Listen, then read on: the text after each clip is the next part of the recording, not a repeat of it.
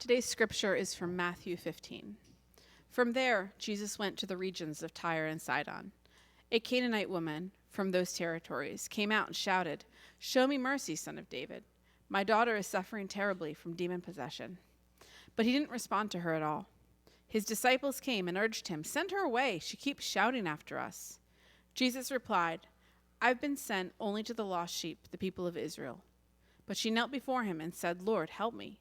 He replied, "It is not good to take the children's bread and toss it to the dogs." She said, "Yes, Lord, but even the dogs eat the crumbs that fall off their master's table." Jesus replied, "Woman, you have great faith. It will be just as you wish." And right then her daughter was healed.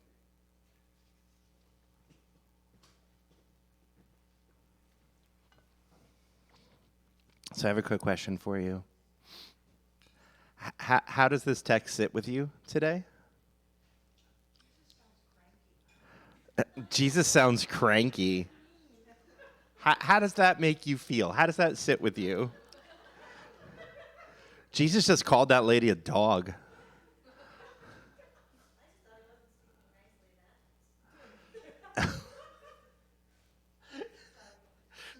Like, she should. What's wrong with dogs, right? The dog should get treats.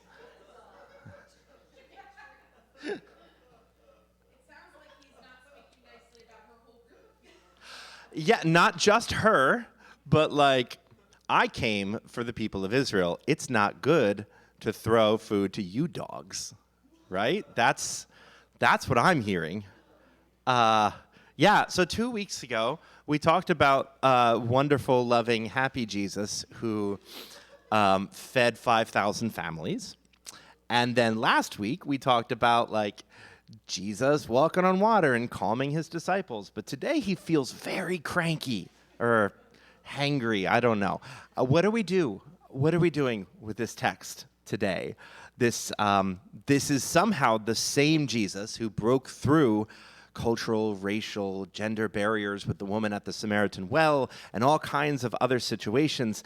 And yet, here we are with Jesus calling a Canaanite woman a dog. Just when you think you have this guy figured out, he throws you a curveball. Well, before we just go ahead and cancel the guy, maybe I can give you a little bit more context, and maybe that'll help a little bit. Or maybe it won't, and this is the last time you'll be in church. I hope that's not true, but let's find out. So 2 chapters earlier, if you remember your Matthew, we learned that Jesus' cousin John the Baptist, his co-conspirator, his front runner, he was beheaded by Herod Antipas. It was a very big, dramatic, emotional deal, and Jesus sought to escape by himself, to mourn in private, as we do. But instead, he was followed by crowds of people who were also feeling all the feelings at the same time. And Jesus, instead of taking time for himself, had pity on them, fed them, taught them, healed them, gave of himself to them. He then said to his disciples, "Hey, you all go ahead. I'm going to take just one night to myself here." And then he took a couple hours by himself, and then he walked on the water out there to meet him. And that was last week's text. Thank you, Anne, for that beautiful reflection on that confounding text as well. So he lands on the other side of the lake and is instantly recognized by tons of people there, because this is his home. This is his spot. So within a couple of days, there was now a new enormous, gigantic crowd following Jesus, demanding every moment from him, asking him for miracles, for teaching, for all the things that they had heard that he was good for. There were even some religious leaders from Jerusalem who took the trek up there just to challenge him and try to catch him and try to make his life harder. So the poor guy had not had any time to rest, to mourn, to question, to imagine what's next, to be with his family, maybe. Everywhere he goes, people find him. They know him. They see him. So he withdrew once again. But this time, he went to the Mediterranean coast, to the region of Tyre and Sidon, which is outside of Israel itself. He's out of the country at this point. He's in Phoenicia. Now, the Phoenicians, If your brain goes, oh, Phoenicia sounds familiar, that sounds like Hooked on Phonics. They invented the alphabet, the phonetic alphabet, thanks to the Phoenicians. They also invented the color purple. I mean, they didn't invent the color purple, but they invented the fabric, the purple fabric. They found a way of creating dye out of these awful snails. And they were the center of commerce. If you wanted to trade between Asia and Africa and Europe, you went through Phoenicia. So this is a small area, a small group of people who have massive amounts of control. It's a huge metropolitan area filled with money, with influence, with people from all over the world. It's a great place to disappear in a crowd. And Jesus was probably also familiar with this area as well because he grew up not too far away. About 30 or 40 miles away was Nazareth, where he was born. And the people of Nazareth, where he was from, they were mostly farmers and craftsmen, fishermen, blue-collar people living at or below the poverty line. And they probably did a lot of their trading with the people from Tyre and Sidon, the Phoenician people, the rich merchants of there. I imagine Jesus took lots of day trips. Well, not day trips, but weekend trips with his parents to go sell some of the things they had made and grown. There's also some evidence that relationships between the people of the Phoenicians and the people in Nazareth were not great. In times of famine, when food was hard to come by, as is, you can imagine, would be the case. The wealthy, well-connected people, they got to eat first, right? And so they, in a number of occasions, came to Nazareth and bought up everything that existed. And in some cases, took forcibly all that existed. So you can imagine there were probably a few times when the weather was rough and the crops were bad, and Jesus was hungry as a kid. And he said, Mom, why don't we have any bread? And she said, well, the Phoenicians have to eat. So there's probably a kind of deep-seated resentment against the wealthy 1% who live over there in Phoenicia, who have made our lives extra difficult, as if it weren't hard enough to be from Nazareth. These people, these rich, entitled people who want everything on a silver platter, they have made my life even harder. So here's Jesus with his disciples walking into a bustling city filled with all kinds of people that he can just blend into. A minute ago, he was this rock star in Israel, but now he is a religious minority. He is an unknown entity, able to blend in with the crowds. And then, as if on cue, a frantic woman recognized him and starts crying out to him, begging him to come to her house because her daughter is possessed by a demon. And Jesus' first response is to ignore her, because that works all the time, right? As a parent, I can tell you that. If somebody wants something from you, you just pretend you don't hear them, and then they stop. It happens. It works every time. It doesn't work, does it, Charles? No, you just keep asking. You keep asking until I say yes or no. So she insistently continues to beg Jesus to heal her daughter, and he tells her that he came first for the lost sheep of Israel, and that it's not right to take those children's food and throw them to the dogs. And now you're waiting for the pastor to tell you that, well, in this context, that's not that offensive because blah, blah, blah, blah, blah. No, it is. It's even maybe more offensive because the Jewish people in those days didn't keep pet dogs because they were unclean. So in Israel, in Jesus' upbringing, a dog is just a scavenger around the trash heaps. It's like calling her a rat. It's not great. Why would Jesus say this, I wonder? Is it just to prove a point?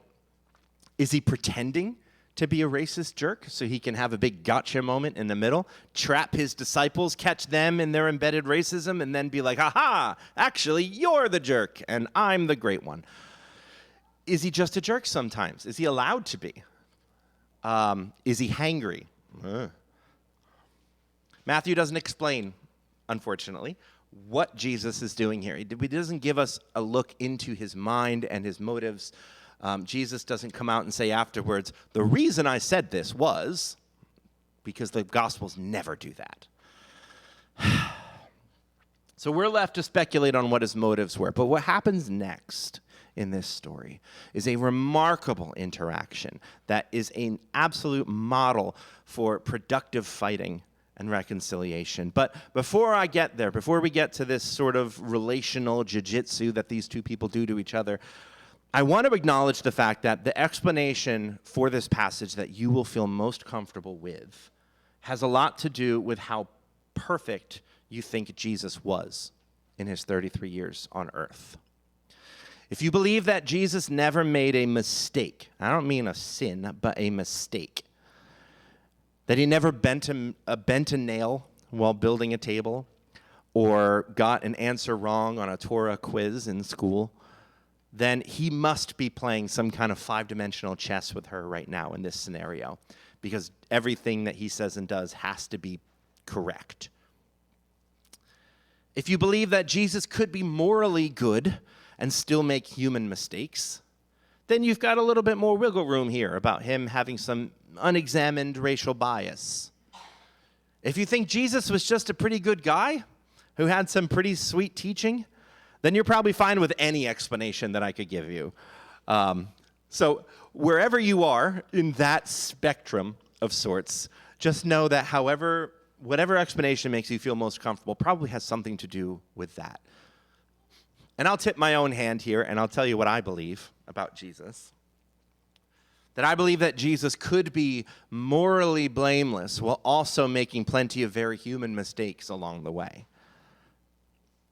Philippians 2 teaches us that Jesus had to give up the trappings of divinity, that Jesus had to lessen himself, had to put aside that which made him equal to the all-encompassing divine other in order to be made in a physical form among us. He took on flesh in our beautiful humanity with all the weaknesses to show us what it looks like when a human lives fully connected to the Spirit of God.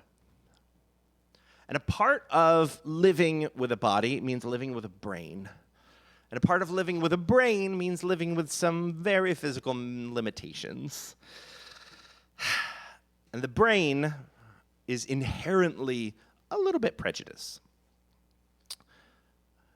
Because thinking takes energy. And actually, the thinking part of your brain, but the non-thinking part of your brain, the part that's just automatic, is 1,000,000 times more powerful than the thinking part of your brain. The thinking part is where your consciousness is, so you imagine that's everything, but that is 1/1,000,000th of your brain's power. You are mostly on autopilot with a little driver at the top. You are like the person strapped into a rocket flying into space. You have a little bit of control, but mostly you are just along for the ride. And so the brain makes a lot of shortcuts in order to make it through the day. It creates categories as you move through your life to help you quickly identify new information. So you've got categories like good, bad, edible, poisonous. This will make me itchy. Don't pet this thing. This is a family. This is a friend. This is dangerous. This is good. This is bad. This is friend. This is enemy. So on and so forth. Your brain instantly takes it and puts it in a category so that you can then move on with your life and you don't have to analyze every single thing that you encounter in your life. You wouldn't be able to function that way. So if Jesus grew up in a family that put Phoenicians in the awful entitled rich people box, that's not in and of itself a sin. Having unexamined prejudice is not a sin. The sin comes from what you choose to do with it when it no longer is unexamined. When it comes to light and it reaches that conscious part of your brain, what you choose to do with that determines whether or not it is a sin. And that is what I think is happening in this story today. People came to Jesus to learn, but this woman was in the special position of being a teacher to Jesus. She could have very, very easily taken offense to Jesus, and I imagine she did, and responded to him out of anger. She would have had every right to be. I mean, can you think of a time that a person insulted you to your face like that, or insulted your loved ones to their face? Yeah. How did you respond? Did you yell? Did you scream? Did you throw a punch? Did you insult that person back? Andrew Jackson once shot and killed a man because he said his wife was ugly. Like, this is what we do as people, right? It's natural to want to stand up for yourself or the ones that you love. However, that's not what this woman does. This woman takes a deep breath. She swallows her pride, like so many women are forced to do when interacting with men. And she calmly responds to Jesus, saying, "Even the dogs eat the crumbs that fall from the master's table." And now in that moment, her choice to respond with humility exposes Jesus' cruelty and then gives him a choice. He can choose to double down on his own self-righteousness and be exposed as a hypocrite, or he can take a moment to examine why he was denying her in the first place and then grow in love as a person. Now, how does Jesus respond to her? Because it's real tempting at this point for him and for any of us who are prideful people to double down. Like, I know I'm wrong, but I'm in it now, okay? So I'm in it. I'm not going to admit I'm wrong at this point. I'm too far in. And so I'm just going to be stubborn, and I'm going to be more obnoxious to this person. Jesus could have very clearly just been like, all right, lady, I got things to do. Get out of here, you, and then use whatever word that you use for Phoenicians in those days that's not recorded in the Bible. Have you ever been there? Have you ever been in the middle of an argument, know you're wrong, but can't stand to give in at that point? I think any parent here has been in that place. Even non-parents. But I'm just speaking from very recent experience. Watch yourself, child. But Jesus doesn't do that because he's Jesus, and of course he doesn't do that. No, Jesus has enough humility to listen to what this woman is saying and then to go back on his original argument, which makes him look weak, you might say. But it takes more strength to admit you're wrong than it does to double down on your pride and arrogance. It takes tremendous strength to admit that you're wrong, but it is the only way that we grow. So to kind of wrap up this interaction, hidden in this perplexing passage is a sort of two-part social jiu-jitsu that I want you to dwell on this week. That this Canaanite woman, she made a reasonable request to Jesus and was met with an insult instead. And some of you feel that in your gut. You've had that happen to you recently. And instead of responding to him with another insult back to him, she chose to respond with innocence and curiosity. Innocence and curiosity. It's the Ted Lasso response. Now, instead of escalating the moment, she broke the narrative, the expected response, and created an opening for creativity. This is the sort of thing that Jesus will teach his disciples to do later. I think he might have learned it from her. So she responds with innocence and curiosity, breaks the moment, creates an opening for creative restoration. And her innocence in the face of his arrogance exposes him and gives him the opportunity to either take the high road, which then gets her what she wants, or to double down and be exposed as a jerk, which, is also kind of another win for her. So that's the first part of this social jiu-jitsu, responding to insult with innocent curiosity. It's a total power move. Then part two is Jesus' response, in which he sees himself in that moment as a person he doesn't want to be, and takes the cue to humble himself instead of becoming more stubborn. It's brilliant.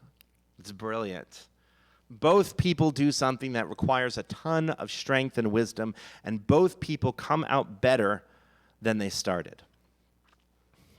And I don't know which one of those two you resonate more with today, but I know you see yourself somewhere in this argument.